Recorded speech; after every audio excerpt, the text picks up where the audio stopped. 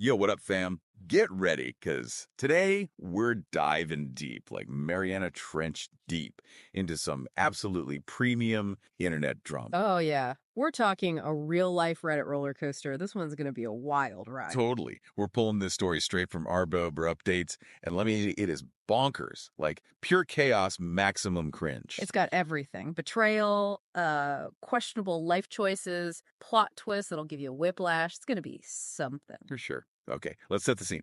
We've got our original poster, the OP. She's 41, stay-at-home mom. Right. Then there's the husband, Paul, 48, works in finance, married nearly 20 years. 2 kids. Eric, the son, he's 18, high school senior. And Mary, the daughter, she's 15. Pretty standard setup so far, but Yeah, wait for it. There it comes. Eric's got a girlfriend, Yeah. Amy, also 18. Yeah. And she's basically part of the furniture, right? Been his girlfriend since freshman year, always around like family. Yeah, you know the type. Holiday dinners, the whole thing seems normal. Until it isn't. So OP's just like minding her own business, happens to glance at Paul's phone. You know how it is. And boom, text message pops up from Amy. No. What did it say? Get this. Yeah. Mrs. sucking his cock. Oh my God, no. Stop right there. I kid you not. OP is just floored. Spends the whole day trying to convince herself she read it wrong or it's a joke or anything. Total brain short circuit moment. You'd have to read that like 10 times, right? And still not believe it. Exactly. Yeah. But denial can only last so long. Suspicion mode activated. She goes digging on Paul's computer. Okay, what'd she find? Whoa. First, a whole lot of BDSM porn.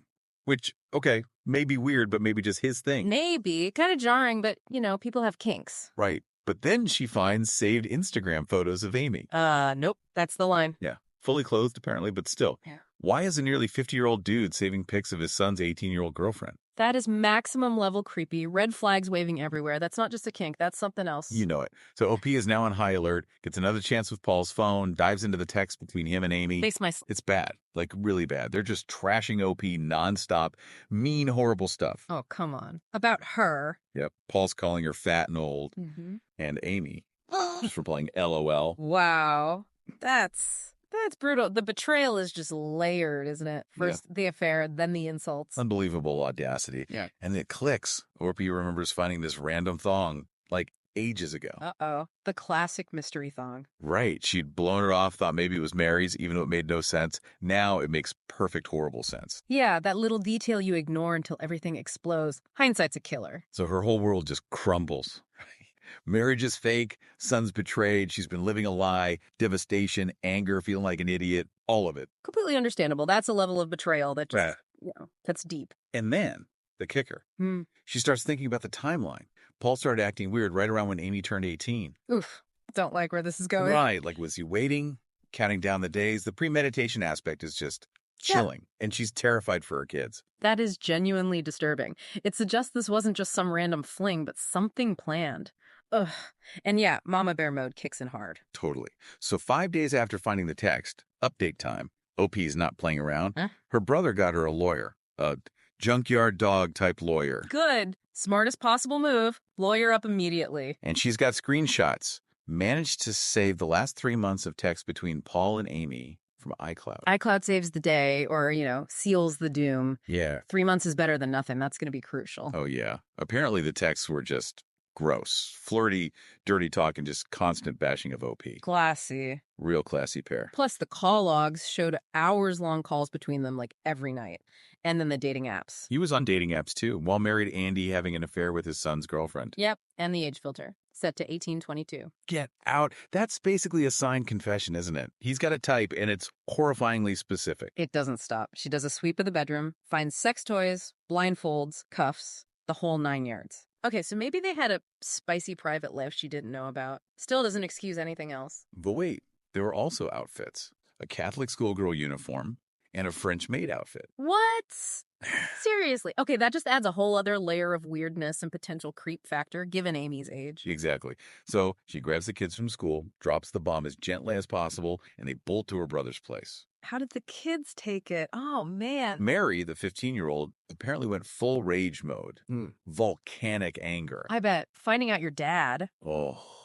Eric, the son whose girlfriend it is, more quiet, shell-shocked, processing the absolute cluster bomb that just hit his life. Yeah, I can't even imagine. Finding out about your dad and your girlfriend, that's a unique kind of hell. Next stop, Amy's mom, OP shows her the evidence. That go. To her credit, Mom confiscated Amy's phone right away and gave OP the chat log. But guess what? Only the last 3 months again. Suspicious. Like they both knew to delete older stuff. Totally looks like it. And Amy's reaction, apparently sobbing, but insisting she and Paul are in love. Oh, please. In love. Yep. Said he started as a friend and mentor, and things just developed. And she blamed OP for the marriage failing. Classic deflection. The friend and mentor line is textbook grooming language. And blaming the victim. Wow. Then OP has a Zoom call with Paul. Oh, boy. How did Mr. Finance handle the confrontation? Picture this. Red face, sweating bullets, totally panic, just yelling, context! Over Context. Context for what, exactly? Cheating with your son's girlfriend. Exactly. Stuttering, freaking out, refused to say where he was, accused her of kidnapping the kids, then just abruptly ended the call. Guilty as charged. That reaction screams panic and desperation, not context. So legal moves are happening fast. OP gets temporary sole custody of Mary, gets a restraining order against Paul. Good. Necessary steps. And Mary, still furious. And she starts remembering stuff. Times Paul was creepy with her friends, staring too long, hovering, making comments about their clothes or appearance. See, pattern. That's so unsettling. Those poor girls. Yeah. And Eric, he asked for therapy, which is honestly great. He recognizes he needs help processing this nightmare. That's incredibly mature of him. He absolutely needs support. Good for him. Okay, quick detour. The second update was basically a repeat of the first, like Reddit glitch maybe? Sometimes the drama just overflows, needs second post. Pretty much. But the gist was, authorities are aware, and OP is absolutely not forgiving or forgetting. She wants consequences. As she should. Full steam ahead on the justice train. Update 3. Some slightly less awful news. OP and Eric got tested for STIs. Negative so far. Waiting on full lab results. Oh, what a horrible necessity. Glad they're clear so far, though. Fingers crossed for the labs. Eric's still kind of numb, but he is starting to talk, which is good. Mary's initially resistant to therapy, but says maybe later. Progress is progress. Talking is huge. And Mary, considering therapy, is a good sign, too. It takes time. Then we get more stories from Mary's friends about Paul being a creep. The staring, the comments like, nice leggings, just gross. OP is mortified this happened under her nose. It's awful, but she can't blame herself. He was manipulating everyone, including her.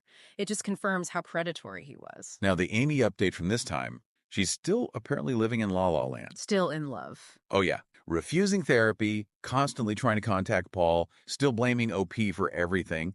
She even dismissed the dating app evidence, saying OP must have faked it. Delusion level expert. But, That's concerningly detached from reality. And she's apparently telling people they're just jealous because she got a real man and she takes better care of him than OP ever did. Wow. Okay. The brainwashing is complete, it seems. That's just sad and incredibly insulting to OP. Moving on to update 4, OP addresses the inevitable Reddit comments accusing her of faking it all. Ugh, keyboard warriors. Of course they did. Right, but she confirms the divorce is moving forward. Temporary custody of Mary and child support are finalized. Restraining order is solid. Okay, good. Legal wheels turning. That provides some stability at least. And she hints there's more coming, legally. Okay. Says she has overwhelming evidence that could mean serious trouble for Paul. Ooh, intriguing. Wonder what else she uncovered. Sounds like it could go beyond just the affair. We also hear the kids are getting support. Yeah. Eric's in therapy. Mary's opening up to the idea. OP's brother and sister-in-law are being amazing. Thank goodness for family support. That's invaluable. Quick clarification. Eric and Amy went to different high schools but knew each other since junior high.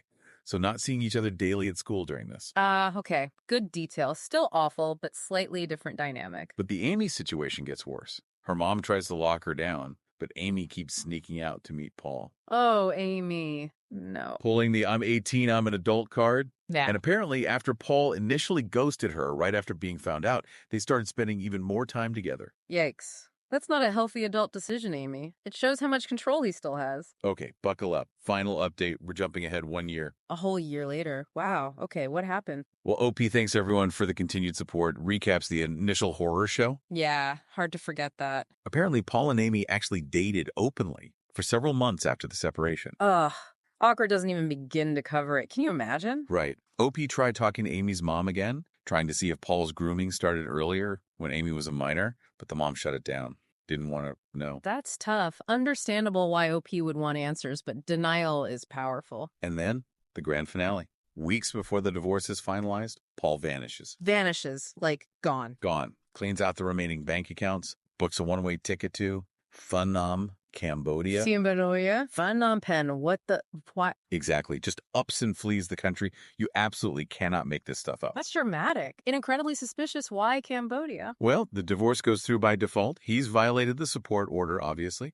But here's the thing. The U.S. has no extradition treaty with Cambodia Oh, no. and no way to enforce child support payments. He's Yeah. effectively disappeared off the legal grid. He planned that. He knew exactly what he was doing, getting away scot-free. And it gets darker. OP mentions the chilling fact that Cambodia has a known terrible problem with the trafficking of minors. Oh, God. That puts his flight there in a whole new, terrifying light, given his behavior. Yeah, OP's terrified about why he really chose that destination. It's not just about dodging alimony, she thinks. No, that adds a deeply sinister layer to his escape. So the kids update after a year. Eric's in college, keeping his distance, dealing with it his own way. Good for him, creating space. Mary is still processing, still brings up memories sometimes. She actually asked OP Dad would ever come back. Oh, heartbreaking. That poor kid. What do you even say to that? I know, right? Just awful. Yeah. OP basically thinks Paul is a predator who ran because the evidence against him was piling up, possibly pointing to crimes committed in the U.S. Makes sense. Fleeing before something worse came out. She's reported things internationally, but without proof of a specific crime committed stateside that warrants international action, there's not much authorities can do. So frustrating. He just gets away with it, living somewhere else. Pretty much. The end note is just somber. A year later, OP and the kids are still in therapy, still trying to heal and rebuild. Man, what a devastating story. The long-term damage is just immense. Well, folks, if that wasn't a certified dumpster fire of epic proportions, I don't know what is. Seriously. It's unbelievable. Cheating with the son's girlfriend, the lies, the escape. It's just staggering. Totally. A masterclass in WTF. Right? Yeah. You kind of have to find the dark humor in it or you just cry. Absolutely. The absurdity is almost beyond belief. So, listeners, we got to know, what part of this saga made your jaw hit the floor hardest? That initial text, the French-made outfit, the Cambodia plot twist. Yeah, let us know. Have you ever encountered a story this nuts online? And what's your theory on the Cambodia escape? Just dodging bills or something much darker? Hit us up in the comments. Let's unpack this mess. Stay weird, stay safe out there, fam. And maybe have a quick chat with your kids about their partner's parents. Just saying. Good advice. We'll catch you on the next deep dive. Hopefully it'll be slightly less soul-destroying. Oh, but you